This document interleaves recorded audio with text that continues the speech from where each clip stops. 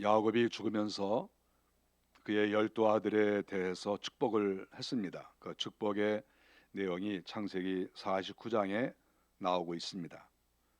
한 사람 한 사람에 대해서 다 축복을 하고 있는 것이죠. 축복을 할 때 그 내용을 보면 그 12아들들이 다 내용이 다릅니다.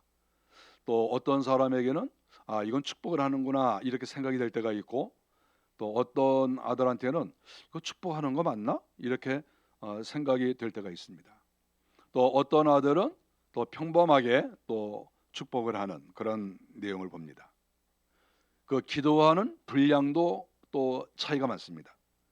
자, 우리가 성경을 이렇게 쭉 보면서 좀 절수를 세봤어요.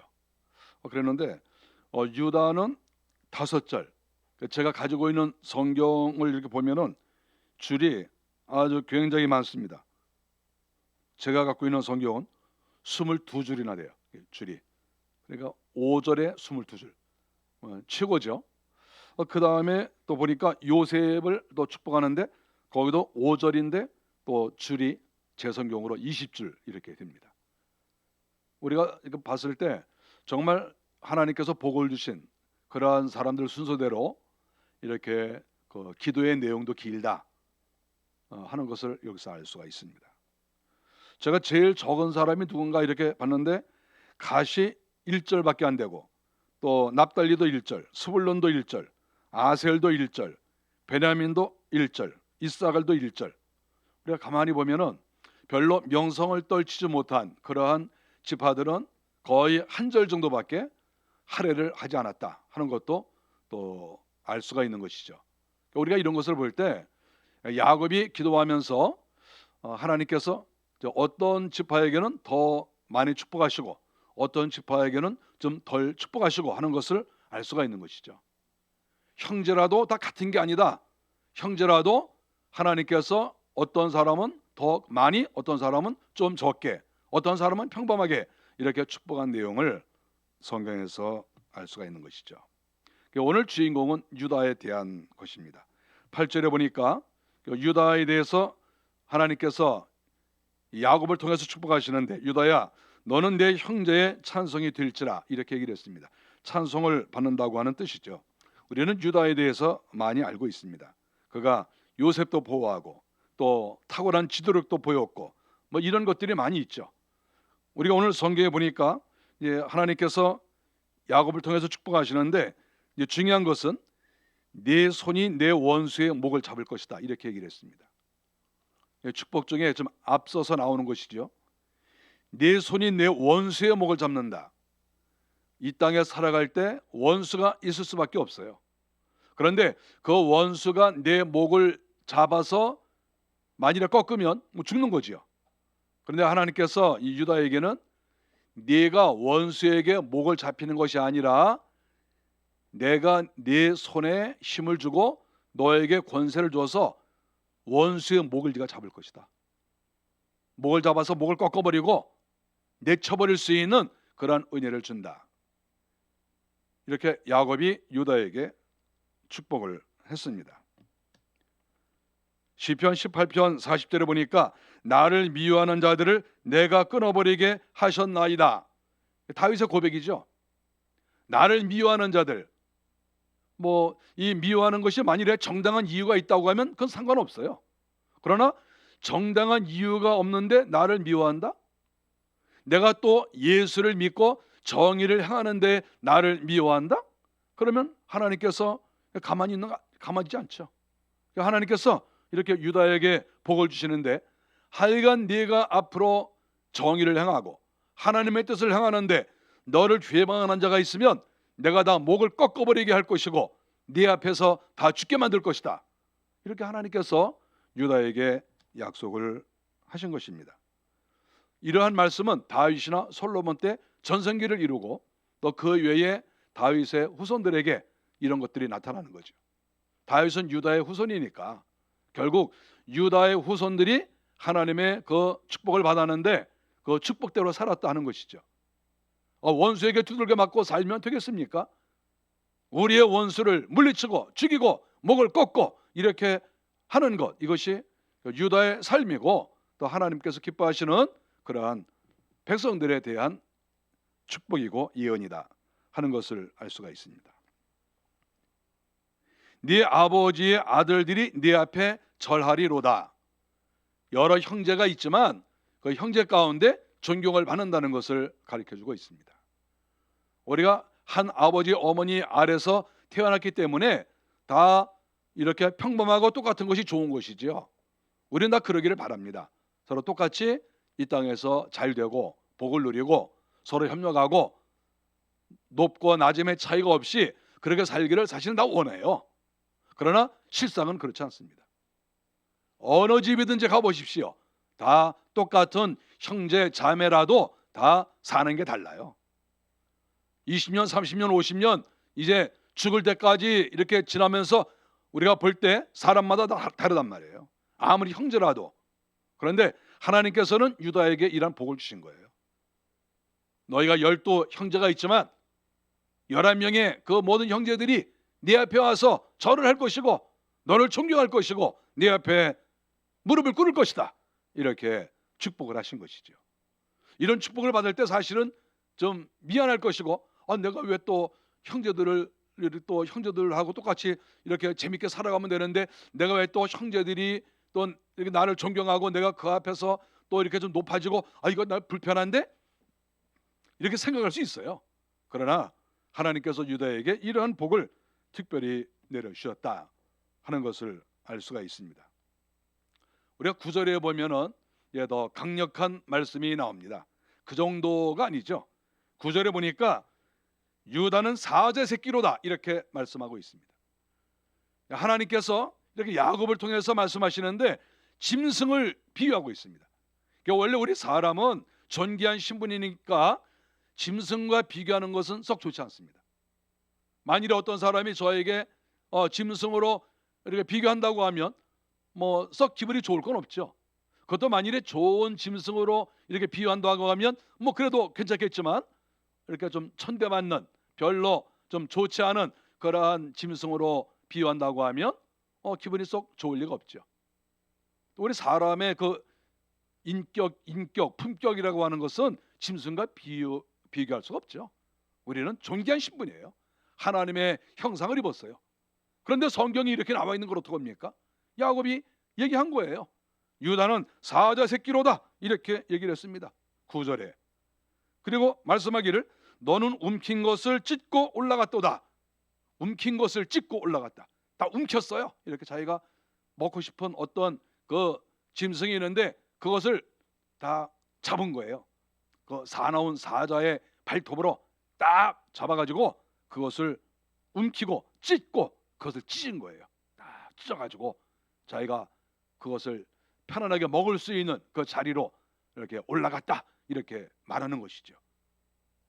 다른 짐승과 싸워서 이기는, 단순하게 이기는 것이 아니라 힘자랑이 아니라 그것을 아주 잡아먹는 이러한 그 축복을 야곱이 유다에게 했다 이렇게 말씀하고 있는 것이죠. 이 강한 정복자의 모습, 싸움꾼과 같은 이러한 축복을 내려주었다고 하는 것입니다. 하나님이 이렇게 하신 거예요.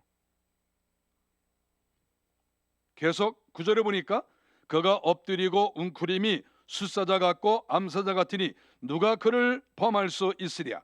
그가 엎드리고 웅크림이, 암사자나 숫사자가 먹이를 사냥하기 위해서 그리고 자기의 새끼들을 보호하기 위해서 으르렁거리면서 어디 적이 있나 없나, 우리가 또 어떤 것을 잡아서 그것을 또 내 새끼들에게 양식으로 먹일 것인가, 이러한 마음을 가지고 이렇게 웅크리고 엎드리고 딱 이렇게 상대를 주시하는 이러한 모습, 우리가 그런 것을 많이 보았죠.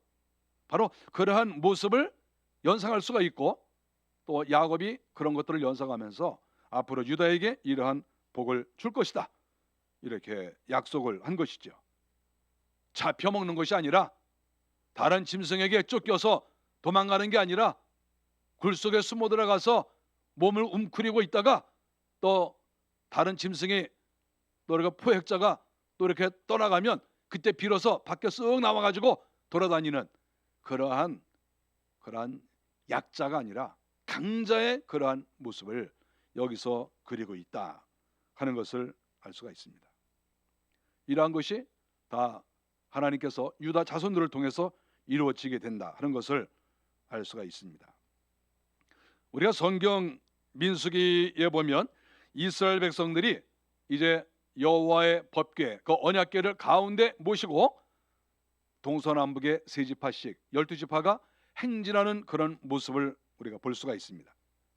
그 행진을 할 때 성경에 보면 민수기 2장 3절에 보니까 동방에 동방 해돋는 편에 진칠 자는 그 군대대로 유다의 진기에 속한 자라. 시편 60편 4절에 보니까 주를 경유하는 자에게 길을 주시고 진리를 위하여 달게 하신다, 이렇게 말을 했습니다. 더 재밌는 것은 민수기 10장 14절에 보면 선두로 유다 자손의 진영의 군기에 속한 자들이 그들의 진영별로 행진하였으니 12지파가 여호와의 언약궤를 중심으로 두고 행진을 하는데 유다 지파가 맨 앞장에 섰다는 거예요. 맨 앞에 세 지파, 남쪽 세 지파, 북쪽 세 지파, 뒤에 세 지파거든요. 그런데 앞에 세 지파 중에서도 유다 지파가 앞장을 섰다는 거예요. 맨 앞에. 그런데 성경이 계속 여기저기에서 말하는 것이 뭐냐 하면 지파별로 기가 있다는 거예요. 지파별로. 그 기도 진기 또는 군기라고 볼 수가 있죠. 이스라엘 백성들은 군인이에요. 영적 전쟁을 하는, 또 가나안 땅을 쳐들어가는 군인과 같기 때문에 군기가 있다고 보는 것이죠. 다 기를 들었어요.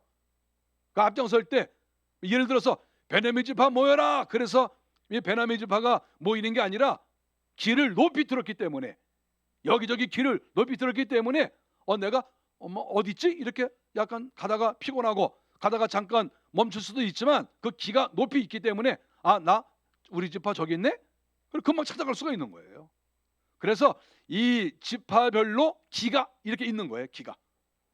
그랬을 때 제가 생각을 해봤어요. 성경에는 이 기가 무슨 색깔인지 또 그 모양이 어떤지 그것이 나와 있질 않아요. 그래서 저 혼자 스스로 상상을 많이 해봤죠. 이 기가 무슨 색깔이었을까? 다 흰 색깔이었을까? 또 다 노란 색깔이었을까? 그렇지 않으면 빨주노초 파란보 또 각각 이 기의 색깔이 다를까? 별 생각을 다 해보죠. 물론 학자들마다 약간 얘기하는 건 있지만 그러나 이 성경이 없기 때문에 우리가 확실하게 말할 수는 없어요. 성경이 가장 중요하니까. 근데 예를 들어서 지금 이 유다 지파가 가장 앞장섰다고 하지 않았습니까? 그런데 맨 앞에서 가는데 길을 딱 높이 들고 가는 거예요. 맨 앞에서 유다 지파 모여라. 그래서 유다 지파가 다 모여가지고 길을 높이 들고 맨 앞에서 이렇게 선두에 서서 이렇게 가고 있는 것이죠. 야곱이 축복한 것이 400여 년이 지났는데 그것이 그대로 이루어졌다는 거예요. 그대로. 그래서 단순하게 야곱의 축복은 그날 기분에 따라서 한 축복이 아니고 야곱의 입에 하나님께서 말씀을 두시고 예언자처럼 예언을 한 것이지요. 그러니까 결국 세월이 이렇게 많이 지났어도 유다 지파가 맨 앞장에 서서 가나안 땅을 향하여 전진하게 되었다 이제 하는 것이지요. 그래서 저는 이런저런 생각을 해봤습니다. 깃발을 높이 들었는데 이 색깔이 무슨 색깔일까 생각도 한번 해보고, 또 이 깃발을 높이 들었을 때 맹숭맹숭하게 만일에 흰 색깔이면 흰 색깔, 노란 색깔이면 노란 색깔 그렇게 했을까? 여러분 어떻게 생각합니까? 그냥 천 하나 찢어가지고 깃발을 하나님 만드시라고 하니까 깃발 하나 딱 만들어서 이렇게 다 들고, 이 사람은 노란 색깔, 이 사람은 빨간 색깔, 그냥 유다 지파 안에서도 아무나 막 들고 막 그렇게 했겠어요? 또 어떤 사람은 길을 잊어버리면 이렇게 런닝사서 쭉 찢어가지고 그냥 거기다 매달아가지고 또 이렇게 들고 다니고 그렇게 했겠어요? 저는 그렇게 했다고 생각하지 않아요. 각 지파별로 우리는 무슨 색깔, 사이즈는 딱 이렇게 하지 않았겠어요? 만일 우리가 한 가지를 더 생각한다고 하면 거기에 무엇인가 그림을 좀 넣지 않았겠어요? 여러분 어떻습니까? 그냥 흰 색깔, 민 색깔 노란 색깔이면 노란 색깔 그것만 들었다고 생각합니까? 거기에 뭔가 그림을 좀 그리지 않았을까요? 저는 그런 상상을 해봐요. 그랬을 때 만일에 유다 지파가 모여가지고 자 우리가 여기에 이렇게 그냥 깃발 드는데 좀 깃발만 들긴 그러니까 우리가 여기다 뭐 그림을 하나 그리자 또는 유다라고 써보자. 당연히 유다라고 썼겠죠. 글씨로 유다 이렇게 썼겠죠. 그런데 뭐 글씨만 썼겠어요? 우리 그림을 하나 그려놓자. 유다 지파가 모여서 우리 어떤 그림 그려놓을까요? 어떤 사람이 뭐 예를 들어서 낙타를 그려놓읍시다. 뭐 어떤 사람은 또 뭐 뱀을 그려놓읍시다. 뭐 이런 말이 혹시 있을지 모르죠. 그러나 만일에 예를 들어서 그려놓았다고 하면 어떤 것을 그려놓을까 그런 생각을 한번 해보는 거예요. 사람이. 우리가 뭐 성경을 읽으면서 그런 상상도 못합니까? 그거 자유 아닌가요? 뭐 그렇게 되는 게 아니니까. 그래서 저는 그랬을 때 과연 어떤 그림을 그려놨을까 이렇게 생각을 해볼 때 사자가 아닐까 이런 생각을 해보는 거예요. 사자를 그려놓지 않았을까? 그것도 사자가 잠자는 사자가 아니라 벌렁 누워서 있는 사자가 아니라 어떤 사자겠습니까? 성경에 쓰여 있는 대로 딱 이렇게 웅크리는 사자. 제가 이 자동차 이렇게 회사 보면 어떤 자동차가 이렇게 길거리 지나가는 거 보면 사자가 이렇게 있는 자동차 여러분 그거 마크 보지 않았습니까? 그 푸조인가요? 이렇게 사자가 이렇게 있는 거 멋있어요. 그거 멋있어요. 사자가 쫙 이렇게 뭔가 움키려고 하는 그리고 뭔가 싸우려고 하는 너 내 손에 죽었어. 딱 그런 모습을 하고 있는 그런 모습을 마크를 딱 봤을 때 멋있어요. 정말 저 사자가 저렇게 표하는 저 그림 진짜 멋있다. 그랬을 때 유다 지파가 모여서 만일에 그림을 이렇게 그려놓았다고 했을 때 어떤 거 그려놓겠습니까? 당연히 성경 펴놓고 그리고 야곱을 통해서 예언하신 그걸 기억할 거 아니겠어요? 그러니까 가장 먼저 이야기한 게 뭡니까? 원수의 목을 잡을 것이다. 그리고 그 다음에 짐승으로 표현했을 때 너희는 사자 새끼다. 얼마나 멋있어요. 그리고 거기다가 사자를 딱 그려놓고 우리가 유다 지파야. 그리고 맨 앞에서 가는데 말이죠. 예를 들어서 강한 짐승이 이렇게 좀 이렇게 그려져 있어야 되지. 만일에 맨 앞에 가는데 어린 양, 예쁜 어린 양 이렇게 들고 가면 뭐 힘이 생기겠어요? 여러분이 군대가 마크를 이렇게 만들게 되는데 제가 우리나라의 군대 마크 내가 다 봤어요. 우리나라 뭐 사단 무슨 사단 제가 마크 다 봤습니다. 다 확인했어요. 근데 그 어린 양이 없어. 쥐새끼가 없어. 쥐새끼를 거기 걸어놓겠어요? 군대가 우리가 싸우자 이기자 막 그래야 되는데 쥐새끼 한 마리 그려놓고 싸우자 이기자 그러면 그 용기가 생기겠어요? 야 이거 우린 쥐새끼야 이렇게 될 거 아니에요. 그러니까 가능하면 거기에 강력한 이미지를 줄 수 있는 그런 게 거기에 그려져 있지 않겠어요? 저는 맹호부대 출신이니까 저는 이렇게 군에 있을 때 맹호 마크를 가슴에 달고 옆에도 맹호 호랑이 이렇게 호랑이의 머리를 그려서 달고 다녔어요. 그러면 마음속에 그래요. 나는 맹호부대야. 나는 싸워서 이기고 잡아먹어야지. 막 이런 마음이 생기는 거예요. 그랬을 때 이렇게 이스라엘의 군대가 가나안 땅을 향하여 갈 때 하나님께서 유다 지파가 가장 앞장서라 이렇게 말씀하시지 않았습니까? 그거 다 하나님의 법이에요. 그러면 맨 앞에 갔을 때 유다 지파가 깃발을 높이 들고 올라가는데 성경에 써 있으니까 깃발을 들었다.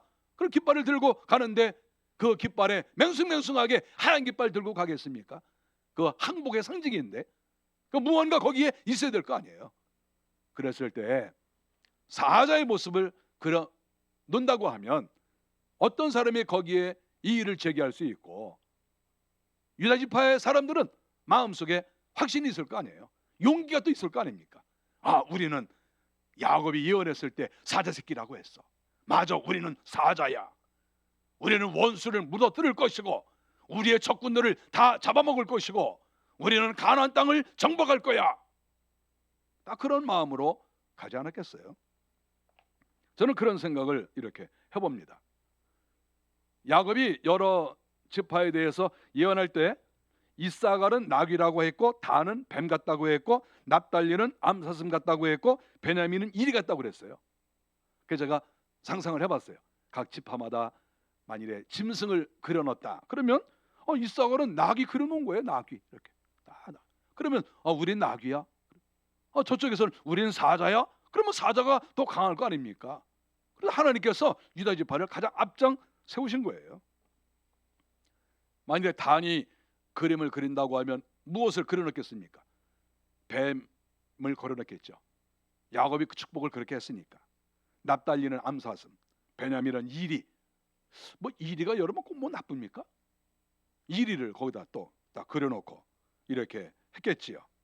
어쨌든 하나님께서는 이스라엘의 그 12지파에 대해서 축복할 때 이렇게 짐승을 다 묘사를 했다 하는 것을 우리는 생각해야 됩니다. 그러면서 하나님께서 이렇게 사람을 짐승으로 이렇게 표현하는 거, 우리가 이거 기분 나빠만 할 일이 아니고 성경에 있으니까, 또 하나님께서 야곱을 통해서 그렇게 하셨으니까, 꼭 우리가 무슨 친구들끼리 또는 누가 짐승을 표현해서 우리를 이렇게 말한다고 할지라도 꼭 그렇게 역정을 내거나 기분 나쁘거나 그렇게 할 게 뭐가 있을까? 이제 그런 생각을 해 보는 것이죠. 그러나 문제는 이제 그 깃발에다가 그릴 때 원숭이를 그린다거나 또 쥐를 그린다거나 또 고양이를 그린다거나 바퀴벌레를 그린다거나 그러는 건 좀 이상하지 않을까요? 하나님의 군대가 깃발을 높이 들었는데 바퀴벌레야. 그러면 우리는 바퀴벌레다, 그거 아니겠습니까? 그런 것은 아무래도 좋은 이미지가 아니다. 하나님의 군대가 바퀴벌레를 그려놔서 되겠어요? 제가 우리나라의 그 모든 군대 사단을 제가 아무리 마크를 제가 다 봤는데 거기에 바퀴벌레 안 나와요. 바퀴벌레 없어. 누가 자기 부대를 바퀴벌레 부대라고 그렇게 하겠습니까?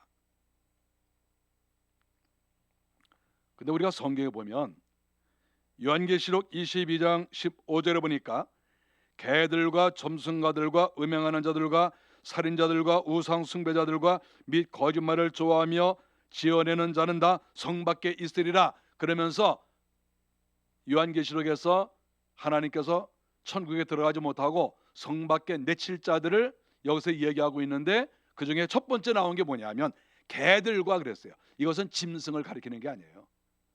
짐승은 성 밖에 간다, 개는 성 밖에 간다, 그게 아니에요. 그럼 사자는 그럼 천국에 들어갑니까? 짐승 종류에 따라서 어떻게 되는 게 아니에요. 여기서 말하는 개들과 하는 이러한 말은 이 개들은 더럽고 불결하다고 하는 일종의 사인이죠. 그러니까 결국 하나님을 제대로 믿지 않고 개 같은 놈들은 다 성 밖에 간다, 이렇게 요한계시록에 써놨어요. 그리고 빌립보서 3장 2절에 보니까 개들을 삼가라 그랬어요. 이건 집에서 기르는 애완견을 삼가라는 게 아니라 개처럼 살아가는 그런 사람들을 삼가라, 이렇게 얘기를 한 거예요. 성경은 사람을 이렇게 믿음대로 살지 않는 사람, 이 땅에서 형편없이 살아가는 사람, 이런 사람들을 개로 표현했어요. 이 개 같은 놈아, 이렇게 성경에 써 있다니까요. 그래서 우리가 예를 들어서 야, 이 개 같은 놈아 이래도 이것을 욕이라고 볼 수가 없어요. 성경적이야. 성경에 그렇게 써 있으니까. 이 사자 같은 사람아, 어린 양 같은 사람아, 나귀 같은 사람아, 그럴 수 있는 거죠. 어떡합니까? 이 뱀 같은 사람아, 단에게 너희는 뱀이고 독사다 그랬으니까 우리가 그렇게 얘기했을 때 우리가 대놓고 비아냥거리듯이 얘기하는 건 문제가 많지만 누구는 뭐와 같다 이렇게 말하는 거를 꼭 그렇게 나쁘다고 볼 수는 없는 거예요. 지금 성경에서 다 나와 있더라고요. 개까지 나왔잖아요. 개까지. 그래서 저는 그런 이런 말씀을 보면서 생각을 해봤어요. 우리 교회 성도들은 한 사람 한 사람 뭐 닮았을까, 이렇게 생각을 해봤어요. 주님이 한 사람 한 사람 얘기할 때 어느 집사님, 어느 권사님 이렇게 하실 때 하나님께서 너는 사자 같다, 너는 호랑이 같다, 너는 어린 양 같다, 이렇게 좋은 이런 짐승 얘기를 할 수가 있겠죠. 너는 암사슴 같구나, 이렇게 다 주님께서 말씀하실 수 있을 것 같아요. 뭔가 혹시 또 그 중에서 너는 개 같다 이렇게. 근데 이 개는 성경에는 나쁘지만 요새는 개들 다 좋아하니까 요새는 이 개 같은 거사 그러면 또 싫어하는 사람이 별로 없어요. 자기는 이 개를 자식이라고 그러니까 얘야 아들아 딸아 그런 사람도 있어요. 우리 아들, 우리 딸. 그 사람은 개를 낳았어. 우리 딸, 우리 아들. 그러니까 그래서 지금은 성경에 이 개 같은 것들아 이렇게 나왔어도 지금은 이 성경 말씀 읽고도 겁을 안 내요. 왜냐하면 개? 너무 좋은 거, 너무 사랑스러운 거, 너무 훌륭한 거 이렇게 생각하니까. 그래서 앞으로 성경에 이 개 옆에다가 뭔가 좀 써놔야 될 것 같아요. 요 사이는 아니고 그 옆에다 가로 쳐놓고 이렇게 뭘 해야 될 것 같아요. 옛날식으로 이 개 같은 거사 이렇게 해야 되는 거예요. 이렇게. 요새는 아니야. 요새는 아니야. 어쨌든 하나님께서 야곱을 통해서 유다를 축복하시는데 계속해서 통치권을 주신다 이렇게 말씀을 했습니다. 10절에 보니까 주가 유다를 떠나지 아니하며 통치자의 지팡이가 그 발 사이에서 떠나지 아니하기를 실로가 오시기까지 이르리니, 하나님께서 그에게 이 통치의 그 권세를 허락하신다, 왕권을 허락하신다 하는 것을 알 수가 있습니다. 그리고 그에게 모든 백성이 복종하리로다. 다윗을 통해서 그것이 이루어지고 또 장차 주님을 통해서도 이루어지겠죠. 유다는 엄청난 그런 축복을 받은 거예요. 이스라엘 백성이 진군을 할 때에도 가장 앞장서서 진군하고, 너희는 사자라는 그러한 이야기를 들을 수도 있고, 너희들에게 영원히 권세가 떠나지 않는다, 이러한 축복, 이거 얼마나 귀한 것입니까? 11절에 보니까 그의 나귀를 포도나무에 맨다 이렇게 얘기를 했습니다. 나귀는 옛날에 운반을 했을 때 나귀를 쓰지만 이 나귀는 평화의 상징이라는 것을 우리가 알 수 있습니다. 그래서 예수님께서도 예루살렘 성을 입성하실 때 나귀를 타고 입성하셨거든요. 그것은 평화의 왕이라는 의미가 거기에 들어가 있는 거예요. 그런데 그 나귀를 포도나무에 맨다 하는 이 말은, 이 포도나무는 풍성한 것을 가리키지 않습니까?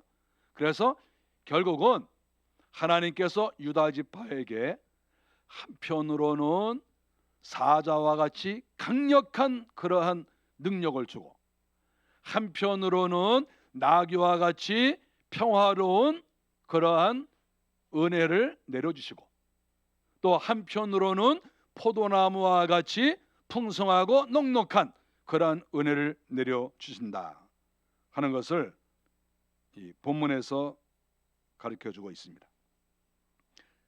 그래서 이 유다 지파에 대해서는 사자와 쥐와 나귀와 포도나무, 이 네 가지가 있습니다. 사자와 같이 용맹스럽고, 쥐라고 하는 것은 왕권을 상징하고, 나귀는 평화의 상징이고, 포도나무는 또 풍요의 상징.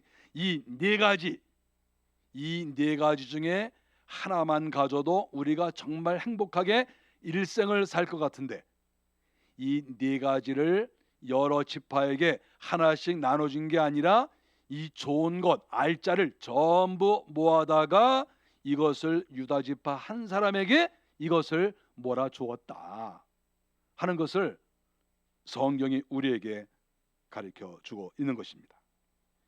얼마나 영광스럽겠습니까? 이 유다 지파는 다른 지파와 비교할 수가 없는 것이죠. 영광스러운 것이죠. 12아들 중에서 다른 아들들이 감히 키를 재볼 수 없는, 어깨를 재볼 수 없는 그러한 큰 은혜와 귀한 은혜를 하나님께서 허락하셨다.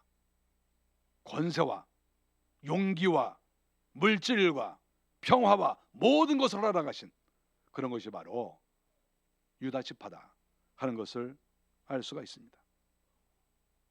정말 영광스러운 것이라고 생각합니다. 그런데 성경에 보면 이러한 권세가 실로가 오시기까지 이렇게 성경에 기록이 되어 있습니다. 실로가 오시기까지. 누가 오신다는 거예요. 그런데 누가 오시는데 그 오시기 전까지 이런 권세가 있다는 거예요. 근데 문제는 실로가 오시면서 이런 모든 권세가 끝난다는 게 아니라, 실로가 오시면 그 권세가 또 더 강력하게 이어진다는 거예요. 그래서 실로가 오시기까지 이러한 은혜가 있고, 계속해서 이러한 능력과 권세가 실로를 통해서 나올 것이다, 이렇게 얘기를 하는 거예요. 실로가 오시기까지 이르리니 10절에 그렇게 말씀을 하고 있습니다. 그러면 여기에서 실로는 무엇입니까? 이 실로는 예수 그리스도를 가리키는 거예요. 실로. 왜냐하면 이 실로라고 하는 뜻이 뭐냐 하면 보냄을 받은 자라는 뜻이에요. 실로가 오실 것이다. 앞으로 유다 지파에서 실로가 오실 것이다. 이렇게 얘기를 하는데, 그러면 유다 지파에서 실로가 누구냐? 예수 그리스도이신 거죠. 예수 그리스도가 오신다. 그런데 그 예수 그리스도가 이 네 가지를 다 가지고 있다. 야곱을 통해서 축복하신 것처럼 예수 그리스도는 이 네 가지를 다 소유하신 분이다. 사자와 같기도 하고, 귀를 주셨으니까 왕의 권세가 있고, 또 나귀와 같이 평안을 사랑하고, 또 포도주가 그에게 풍부하고, 그러니까 이 네 가지가 다 갖춰져 있는 그런 실로가 오실 것이다. 이것을 성경에서 말씀하고 있는 것이죠. 보냄을 받은 자, 이것이 바로 실로입니다. 예수님이 바로 성경에 나타난 실로지요. 우리는 이 성경에 나타난 실로, 예수 외에는 실로라고 말한 적이 없어요. 예수님만이 성경에 예언된 실로죠. 유다 지파 가운데 실로가 나올 것이다. 예수님이에요. 우리가 의미상으로는 하나님께서 우리를 보내셨으면 의미상으로는 실로가 될지 모르지만 성경에서 예언되고 약속된 실로는 아니에요. 우리가 그걸 확실하게 해야 돼요. 만일에 어떤 사람이 이 성경을 보면서 하나님께서 나를 이 땅에 보내주셨으니까 내가 실로야, 만일에 누가 그러면 이거 큰 문제가 발생하는 거예요. 아니면 어떤 성도가 내가 실로입니다, 또 누가 제가 실로입니다, 여기저기서 내가 실로야, 내가 실로야, 내가 실로야. 실로가 수백 명 수천 명 되면 그게 말이 됩니까? 그래서 예수님 외에는 어떤 사람도 내가 실로라고 말할 수 없어요. 여러분 이거 분명히 알아야 돼요. 아무리 능력이 많아도, 아무리 권세가 있어도, 아무리 자기가 부유해도 내가 실로다 이렇게 말할 수 없어요. 오직 예수 그리스도만이 실로다. 이것을 우리가 분명히 알아야 돼요. 성경에 보니까 예수님께서 실로암 연못에 오셨습니다. 예수님이 예수 그리스도이시지만 실로잖아요. 실로인데 그 실로가 실로암에 가셨어요. 실로암 연못에 가신 거예요. 그것도 실로암 연못도 마찬가지예요. 보냄을 받은 자라는 뜻이에요. 그래서 예수님께서 실로암에 가셔서 나도 실로인데 여기 실로암 연못이 있네? 주님이 가셨을 거 아닙니까? 근데 마침 그때 어떤 사람이 눈이 안 보이는 거예요. 맹인이에요. 주님께서 그 사람을 축복하시면서 주님이 진흙을 발라주셨어요. 눈에다가 진흙을 딱 발라주시고 실로암 연못에 가서 씻어라. 아니 씻으려면 그 실로암 연못에 가야만 씻습니까? 그 자리에서도 누구한테 물 좀 가져오세요. 그래가지고 눈 씻어주면 되는 거죠. 그 진흙을 발라놨으니까 이걸 물로 씻으려는 거예요. 실로암 연못까지 갈 건 뭐 있어요? 그냥 옆에 있는 사람 물 좀 갖고 오세요. 물 한 바가지 갖고 오세요. 그래서 씻으면 되는 것이지. 근데 주님께서 실로암 연못에 가라 그랬어요. 이 맹인이 실로암이요? 그래, 실로암에 가라. 실로암? 그리고 간 거예요. 그 마음속에 이 사람이 믿음이 있으면 어떤 생각을 했겠어요? 나한테 실로암 연못에 가래? 이 사람이 그렇게 능력이 많아? 실로암 가서 눈을 씻으면 눈이 난단 말이야? 이런 능력과 권세는 우리나라 제사장들도 없고 서기관도 없고 장로도 없고 아무도 없는데 눈이 난단 말이야? 그래서 갔어요. 믿고 가서 물을 실로암 연못을 떠다가 눈을 쓱 씻었더니 눈이 보이는 거예요. 얼마나 충격을 받았겠습니까? 이 사람 평생 얘기했겠죠. 나 실로암에서 나 눈 떴어. 이렇게 얘기를 할 거 아니겠어요. 그러면 누가 진흙을 발라줬느냐? 그분이 누구지? 예수라는데, 그러나 실상 그 마음속에는 뭡니까? 실로가 오시기까지 예수 그리스도가 유다 지파니까 그 사람들이 다 알아요. 예수님이 유다 자손인 거 다 알아요. 그러니까 그 사람들이 유다 지파 가운데 실로가 오시기까지 이런 권세를 주신다고 했는데 이분이 실로인가? 이런 생각은 안 했겠어요? 영적으로 조금만 민감해도 내 눈을 낫게 하시니가, 실로암 연못에서 내 눈을 낫게 하시니가 실로가 아닌가? 실로가 오셔서 내 눈을 신라함 연못에서 낫게 하셨다. 우리 영적으로 조금만 민감해도 이런 것 정도는 다 깨닫지 않을까, 이런 생각을 해보는 것이죠. 우리 주님은 사자와 같습니다. 유다지파에게 내리신 축복은 유다지파뿐만 아니라 유다지파의 그 약속의 씨앗인 예수 그리스도, 실로, 그분도 역시 똑같이 사자와 같은 분이죠. 어느 때 사자와 같으냐? 마귀와 싸울 때, 세상과 싸울 때, 거짓 진리와 싸울 때, 이때는 사자와 같은 거예요. 저는 우리 기독교가 마음에 안 드는 게 가끔 있어요. 뭐가 마음에 안 드냐 하면 너무 약해. 맨날 어린 양 설교만 들어가지고 예수님은 어린 양이십니다, 어린 양이십니다, 맨날 순종했습니다, 맨날 이 설교만 너무 많이 해가지고 우리는 어린 양이나 봐, 난 램이야, 그래가지고 매일 어린 양이라고 생각을 해요. 어린 양, 어린 양, 어린 양. 우리가 왜 어린 양만 합니까? 유다 지파는 사자라고, 사자. 다 물어뜯는 그런 사자의 모습이 있는 거예요. 예수님이 이 땅에 오셔서 어린 양만 하신 게 아니에요. 예수님은 사자와 같이 바리새인과 싸우고 비진리와 싸우고 세상과 싸우고 사자와 같이 싸우는 거예요. 세상과 싸우고 죄와 싸울 때, 마귀와 싸울 때 우리가 이런 모습이 약한 거예요.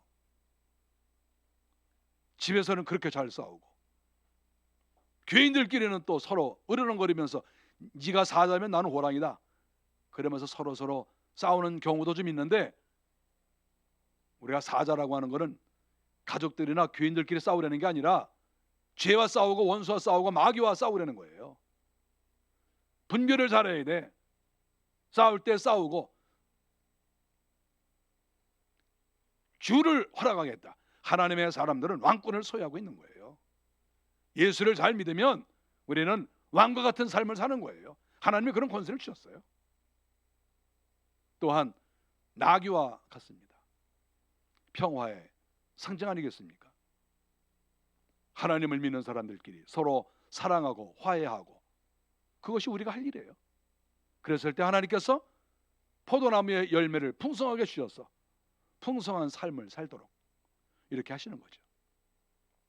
다시 말하지만 유다 지파는, 그리고 예수 그리스도는 사자와 같으시고, 그리고 쥐를 소유했으므로 왕권을 가지고 계신 것이고, 어떤 때는 평화의 상징인 나귀와 같은 것이고, 또한 포도나무가 있는, 포도 열매가 있는 풍성함, 이것이 다 갖춰져 있는, 이것이 유다 지파의 축복의 내용이고, 또 예수님이 또 그러하신 분이고, 오늘날 우리가 이 땅을 살아갈 때 예수님을 닮는다고 하면, 예수님을 따라간다고 하면 우리에게 이러한 것들이 분명히 있어야 되겠다 하는 것이죠.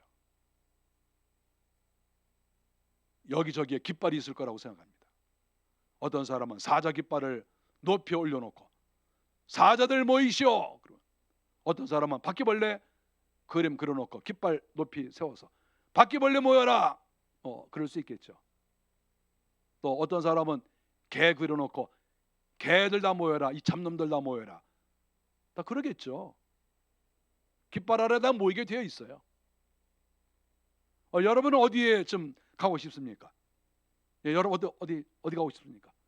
어디 사자, 또 뭐 낙타, 나귀, 어린 양, 독사, 개, 여러분 어디 가고 싶어요? 개 손 들어보세요. 개, 존경받는 개, 요새 얼마나 개들이 존경받는지. 개 가고 싶다, 개 그러는 데 있으면 거기 내가 가겠다, 이런 사람이 있어요? 요한계시록에 나와 있는 것처럼 개들을 삼가라, 개들을 멀리하라. 우리는 어디에 서겠습니까? 사자 앞에 가야 될 것이고, 또 평화의 상징인 그 앞에 갈 수 있어요. 갈 수 있어요. 어쨌든 좋은 쪽으로 가야죠. 권세가 있는, 규가 있는 그곳에 갈 수도 있고, 어쨌든 어떤 깃발이 있을 때 그 앞에 우리는 가야 되는 거지요. 권세가 있는 사람들이 모여 있는 곳, 사자와 같이 마귀와 싸우는데 힘쓰는 그런 사람들이 모여 있는 곳, 평화를 좋아하는 사람들이 모여 있는 곳, 어떤 사람은 칼을 들고 있는 사람들이 모여 있는 곳, 다 색깔이 달라요.